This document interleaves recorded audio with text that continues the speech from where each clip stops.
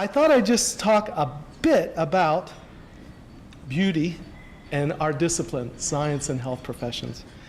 The world knows and hopefully appreciates the beauty of art, literature, and music. Today we also celebrate the beauty and the utility of science, the intricacies of the human body, the vastness of the human mind, the treasures of the earth, the beauty of mathematics and computer sciences, and all the good that we do for others. Our curiosity and desire to solve problems makes our existence special and meaningful. Of course, we all know that the world is filled with problems, and those problems are there for us to solve. In fact, our own university has its share of problems for each of us to tackle, from our math problems that our teachers give us to our other problems that we all share. My words to you tonight, especially to our students, is I urge you to embrace problems. Whether it be a research question in which you're struggling, a difficult class you are taking, a family dispute you are trying to solve, or balancing a budget that just doesn't want to be balanced, we each need to be diligent in the pursuit of finding the answer to these problems. Yes, these things are frustrating, but the reward for solving a problem is much greater than the actual solution sometimes. One of the most intelligent people I have met once told me that he became a mathematician because mathematics was difficult. He said that he wanted to be part of a field that was difficult. That comment changed my life as a teacher, because now when I teach mathematics, I can clearly say, this is tough, and that's good. We need to teach our students that the disciplines in which we teach are difficult, and the unsolved problems in each area of the human existence give us our life's work. So I want to leave you with a quote from one of my heroes, the late mathematician Paul Halmos. Halmos, who died in the late 90s, will be remembered, at least by me, as a modern-day Newton or Gauss. He once said, "The joy of suddenly learning a former secret and the joy of suddenly discovering a hitherto unknown truth are the same to me. Both have a flash of enlightenment, the almost incredibly enhanced vision, and the ecstasy and euphoria of released tension." How about that? Solving a problem does that? So I would say this is the drug I would like and the source of my happiness. So tonight, our goal is threefold. We want to celebrate scholarship of our faculty and students. We want to recognize one of our former students who has really distinguished herself. And we also want to say a big thank you to 3 individuals who have been very kind to this university. I hope you enjoy our awards presentation. Okay. Our awards, I wanted to talk about those for a moment. We have a Distinguished Alumni Award, we have a Community Partner Award tonight, and we have 2 University Service Awards. The University Service Awards are just that, for individuals who have volunteered their time or helped the university in some meaningful way. We just want to say thanks for your time. The Community Partner Award, you're going to hear about Dennis Howard and what he and his family have done for the university. And finally, our Distinguished Alumni Award. So, without further ado, I would call Dr. Lloyd, who will present the first award.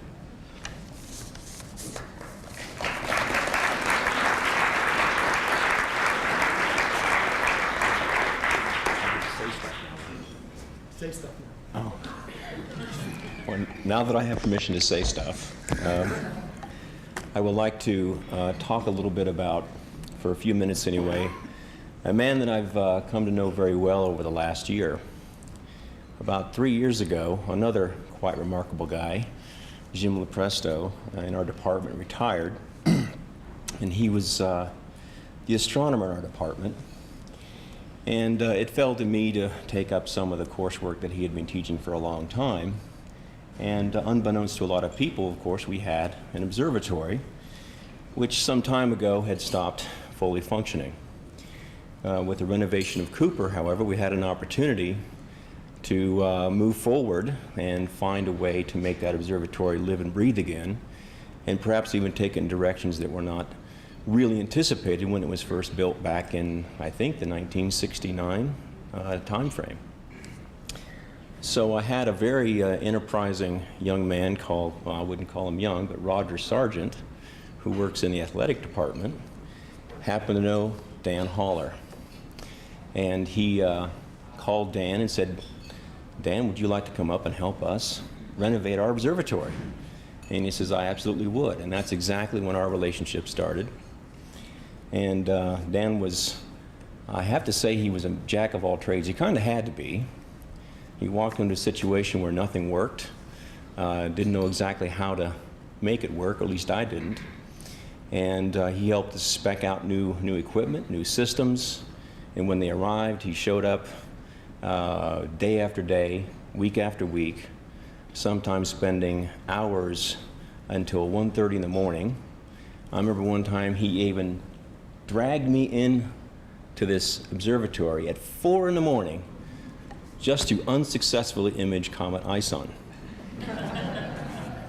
And I've forgiven him for that, kind of. But the point is that he's always been generous with his time. Every time I've needed something in the observatory I didn't have the money to buy, he said, you know what, I think I have one of those. And the next time he came up, lo and behold, it'd be installed. And this was a wonderful thing to witness, but also an uncomfortable thing because I think he owns half the place. We are still in the last stages of making a wonderful observatory which is utterly remotely operable, able to be used by students for research projects, and that's exactly what we intend to use it for. The president of our astronomy club there, Alex Brasington, was a presenter today, is deeply involved in that, and her participation has really pushed our students to involve themselves in that project. So, excuse me, if I would be so honored, I think, to have Dan come up and present him with the Service Award.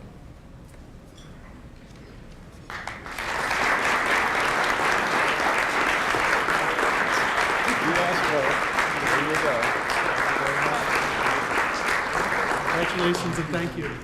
I get to sit down.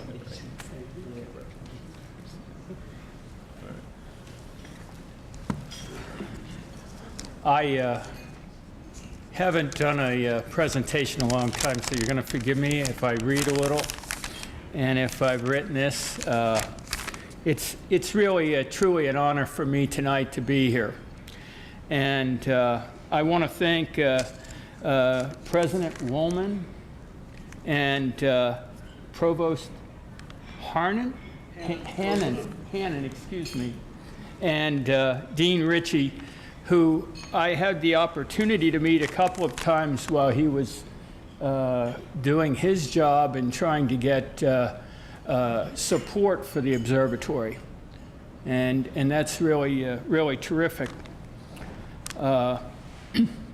Without the help of Dr. Lloyd and David Wick, who have headed up, really brought a friendship and a collaboration to this project that I really needed to go ahead and be this comfortable with it.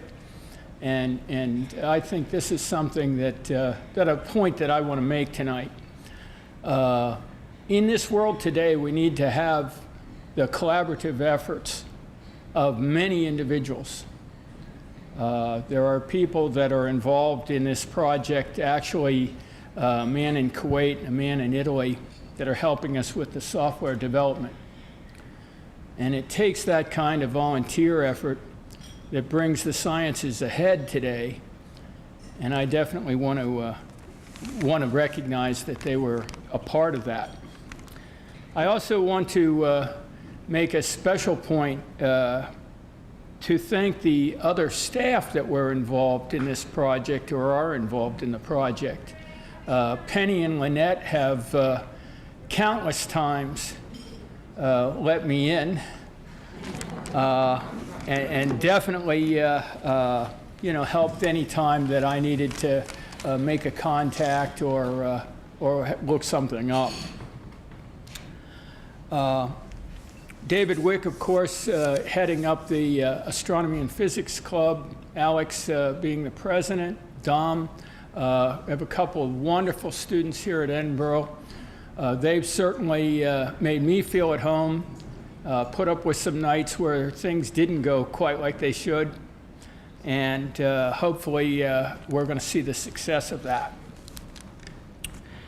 I also want to have a special thanks for the geosciences and Dr. David Hurd and the members of CHAOS for their efforts in the outreach and the promotion of the astronomy sciences here at Edinburgh.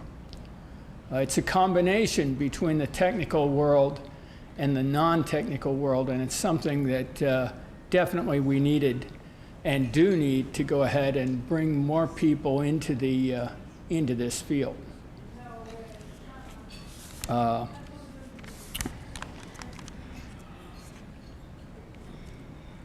And then I want to go well, not off the script, but I want to go to a little bit of history here.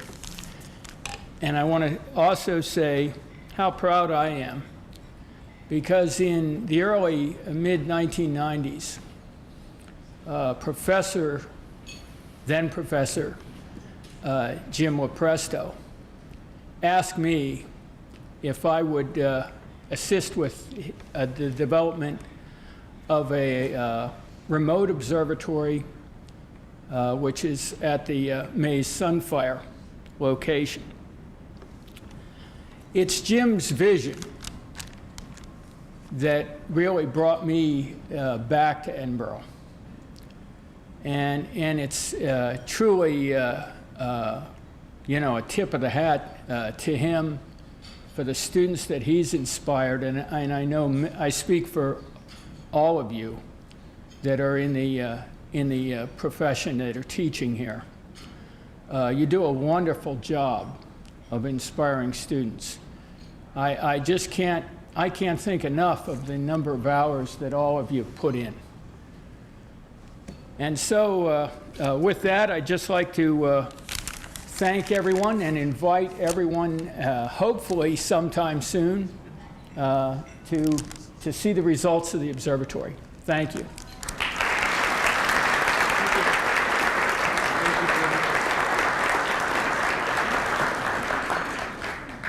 One thing that they failed to say is when this is all finished, they can control the observatory from anywhere in the world from that spot. Okay. All right, next, Dr. David Pugh, the chair of the social work department, is going to present our next award.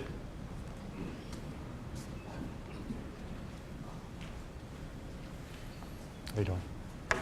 You know, when I was asked to write a brief bio for Jim Paulus, I was unaware that I was going to have to then present. I thought my role was done. Here's the bio, someone's going to read it, Jim's going to come up, get the award, everybody claps. But I am very pleased to do this. I started teaching here in 2000 in the implementation of the MSW program here. And as time went on, we had more and more employees of George Junior Republic, which is a residential treatment facility, a very large one, for kids that are largely adjudicated delinquent and some dependent. But we were getting more and more employees, and I thought, you know, this is kind of interesting, and so I asked a couple of them about it. And they told me that every so many years, there are 5 slots that get paid in full. And then later I learned that anyone can attend college and over time draw back that money until it's paid in full in a different way. And I asked them how many years the contract ran for in terms of having your education paid. The answer was zero. Their response was, the organization doesn't want to hold us if we don't want to be there, and believe me, we want to be there. I knew of its existence, but wasn't too familiar with it, and after about 5 or 6 years, very large guy in the program, Darryl Ruppert, said, you know, this guy down at George Jr. wants to talk to you. You should probably talk to him. So I thought, you know, at the direction of a very large student, I would do that. And I certainly thought that they were calling upon my expertise in adult corrections and juvenile justice and mental health and substance abuse. Certainly, I had my resume prepared. I was going to have a little part-time gig going. I was going to do some more clinical work. But that's not what they wanted to talk to me about. They wanted to talk to me about evaluating a program, preventative aftercare, which is provided to over 500 children and their families in Pennsylvania and now in the state of Colorado. And they were interested in demonstrating effectiveness of what they do and not having to provide a canned service that had been demonstrated as evidence-based, but might not be flexible enough to serve their constituents. And so for the past 6 years, we've been doing that.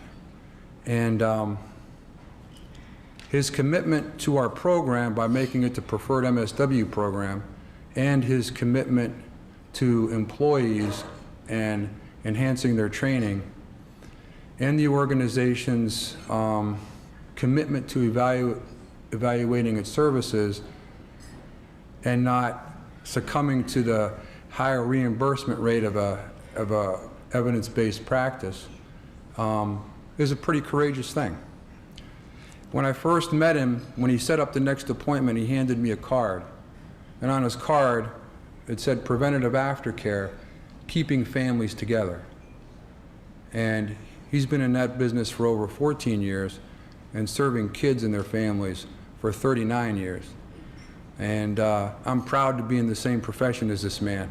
And I would like to present the award to Jim Paulus.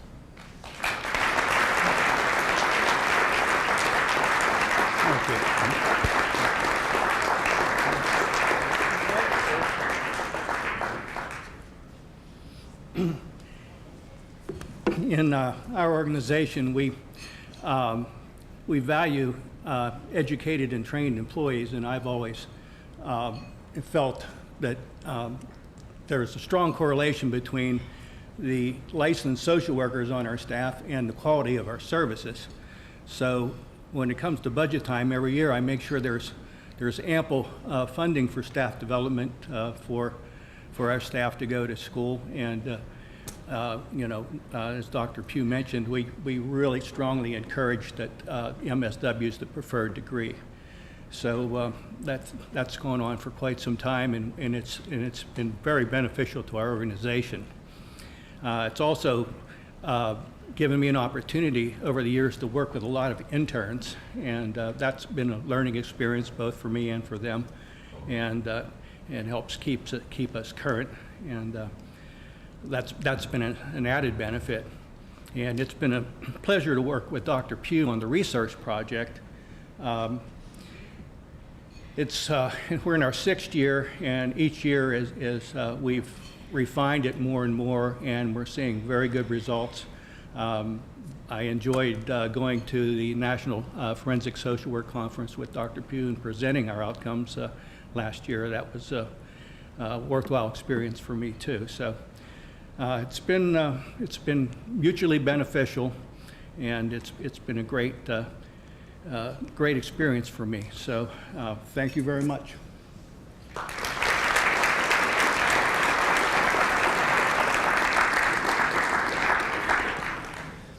Unfortunately, Dennis Howard, actually it's fortunate for him, but it's unfortunate for us. He's in Switzerland right now, so he can't be here tonight, but we still wanted to say a few words about Dennis and what he and his family have done for the university. And we have 2 professors with firsthand knowledge, Dr. Schutte and Dr. Eisenhart. we will formally present the award later in the year. Well, we are very pleased to be here supporting the recognition of Mr. Dennis Howard as a community partner. Mr. Howard is the owner and steward of a very remarkable property. It's remarkable in terms of its aesthetic beauty. Very beautiful property with a stream gorge, a very deep and narrow stream gorge. It's very beautiful. And at the head of that gorge is a spectacular waterfall. It's a 40-foot high waterfall, 60 feet wide. But more relevant here is the geological and biological richness of that property. That gorge exposes layers of sedimentary rock that are extraordinarily fossiliferous, really unusual in their fossil content. And that gorge also is home to botanical assemblages that are unusual for this area. So Mr. Howard has been extremely generous in allowing us permission to this property. This goes back to the early 1990s. He allows us seemingly unlimited access for field trips and faculty and student research on this property. So I first met Mr. Howard in the early 1990s. I was working with fellow Edinburgh geologist, Dr. Jeffrey Greida.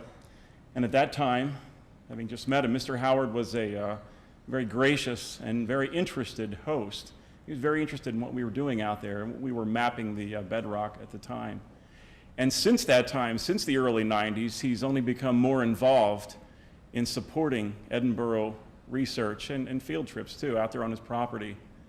He's granted us access to countless times. That would be for student field trips, faculty and student research, and more recently he's become supportive even in the way of very generous monetary support for these research projects.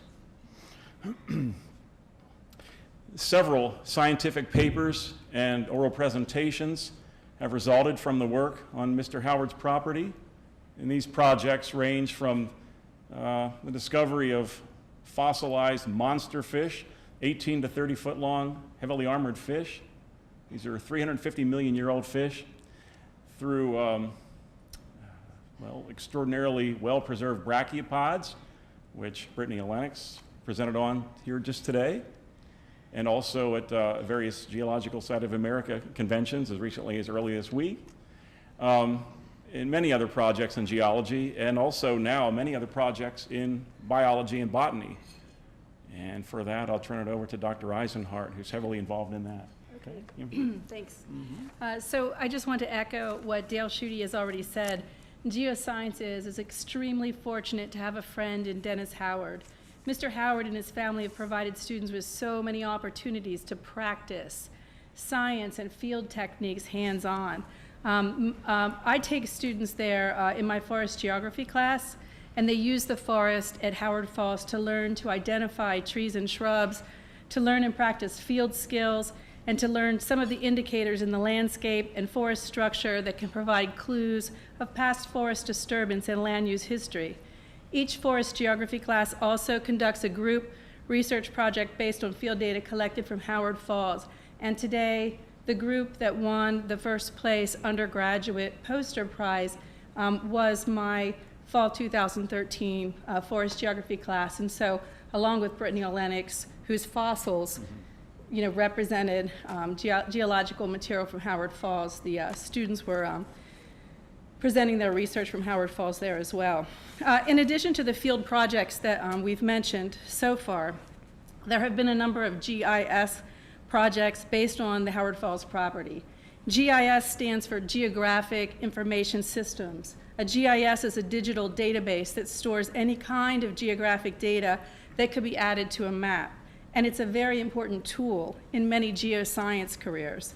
Data collected from student projects at Howard Falls are added to the map database by other students. These projects provide GIS students with opportunities to learn to acquire and manipulate data in the GIS. There have been some spin-off research projects, as Dale alluded to, completed by students from classes that visited the Howard Falls property and then wanted more field and research experience. For example, just one example of many, one student spent a summer sampling the flowering plants of the understory in the young forests of the upland, and then again sampling the understory and remnant mature forests down on the stream terraces in the gorge, where there are some of these extraordinarily diverse remnant communities that haven't been destroyed by land use. This student presented her research at professional meetings in West Point, New York, and also in New York City. Financial help from the Howard Falls Endowment supported a phase of her field work and also part of the travel for her to present her work at professional meetings. Thus, for this student and many others like her, the generosity of the Howard family provides such high-impact opportunities as acquiring field skills, conducting independent research, preparing manuscripts, and presenting results at professional meetings. In closing, we're so pleased that Mr. Howard is being honored with the Community Partner Award. His generosity has created many opportunities for geosciences to offer our students high-impact, authentic opportunities.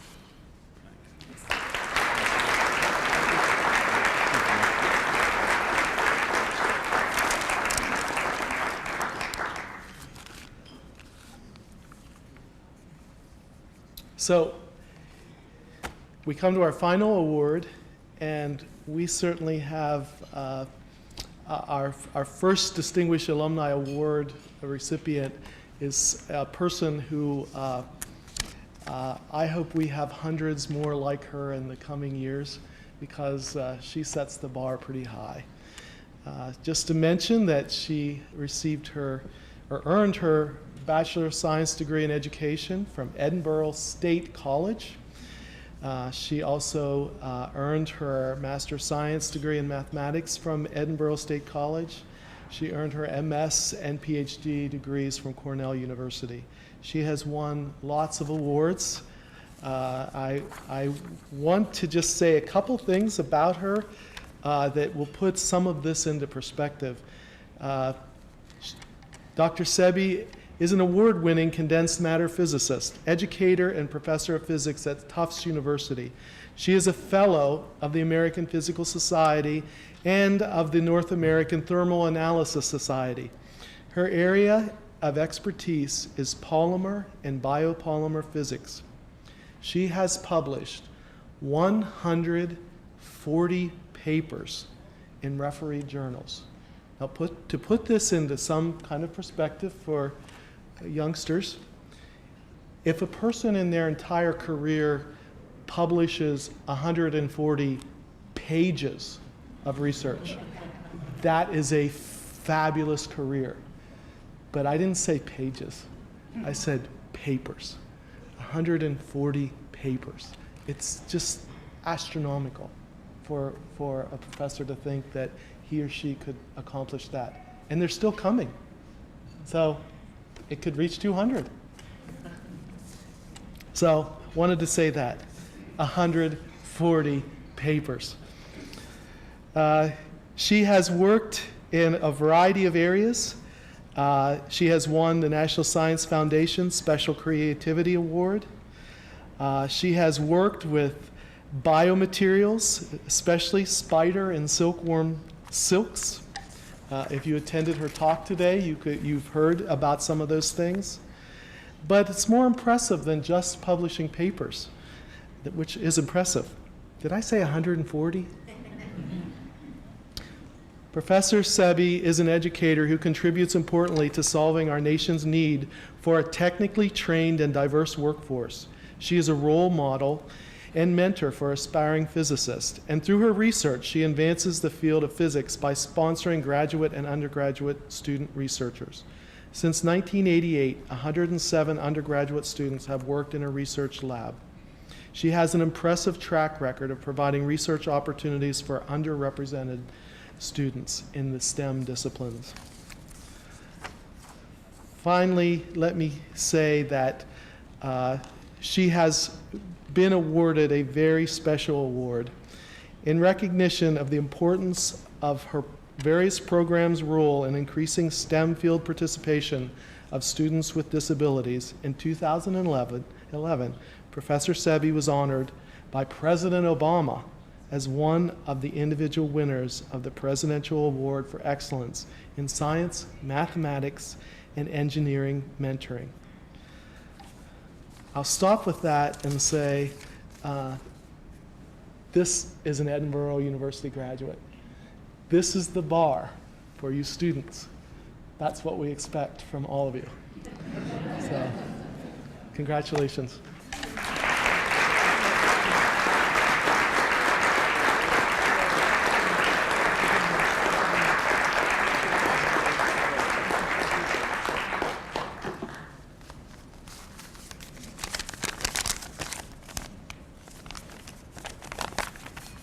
It's a great pleasure for me to return to Edinburgh on this day of celebration of scholarship, and a great honor for me to receive the Distinguished Alumna Award from the College of Science and Health Professions.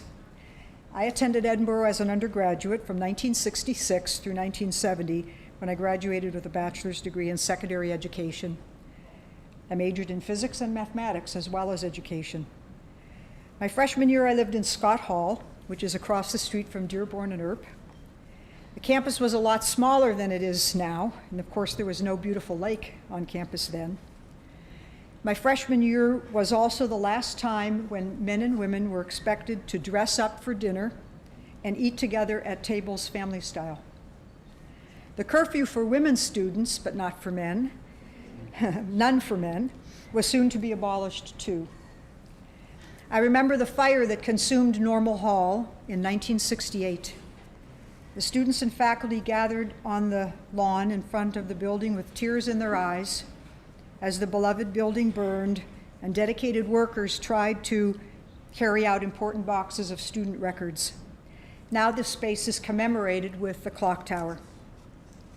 I remember fondly all the time I spent in Cooper Hall, starting from my freshman year, where I was part of a class participating in a unified teaching of chemistry and physics. Having come from an all-girls high school, my freshman year at Edinburgh was a shock, since it was the first time I had ever had a class with a boy or ever had a male professor. It was also a time when classes were held on Saturdays. And one semester I had an 8:00 a.m. calculus class 4 days a week, including Saturday, and an evening class as well. So I was getting hammered at both ends of the day schedule. What I remember most about my undergraduate life as a physics major at Edinburgh was the kind and caring attitude of the faculty toward their students. These faculty members gave unselfishly of their time, both in class and out of class. I remember their active involvement in the Society of Physics Student Club that the students had formed.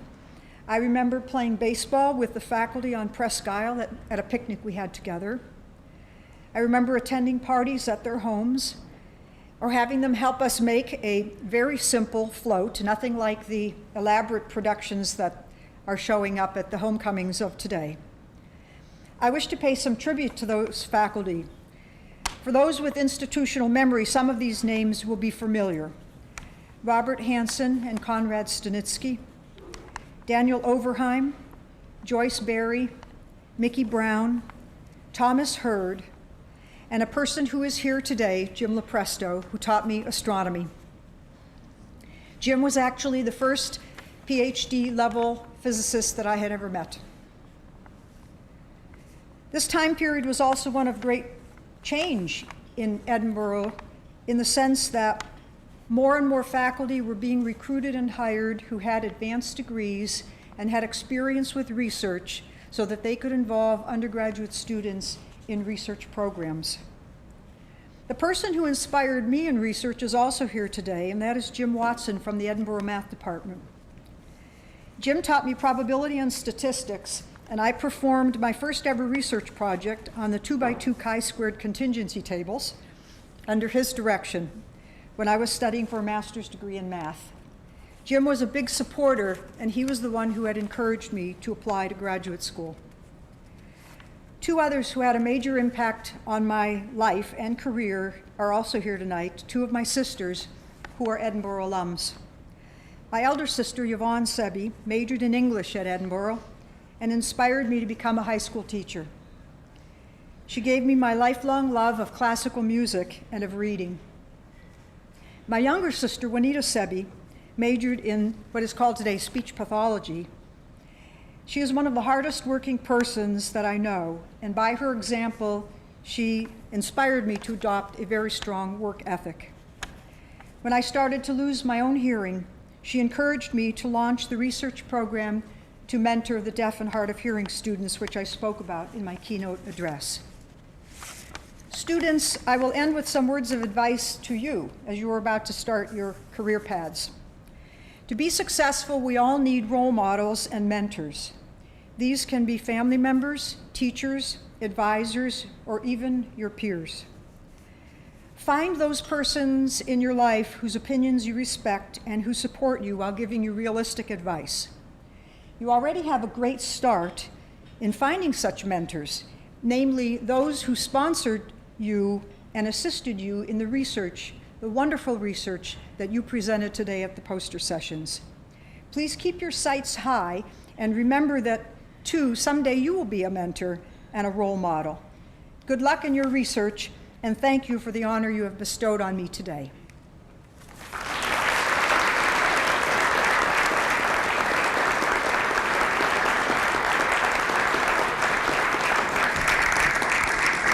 So I have to say thank you one more time for, first of all, the young lady that's has the camera. She's our graduate assistant. She set all of this up tonight. So, Andrea, thank you so much. I have a great team, and I think they're here. Sue Tenney,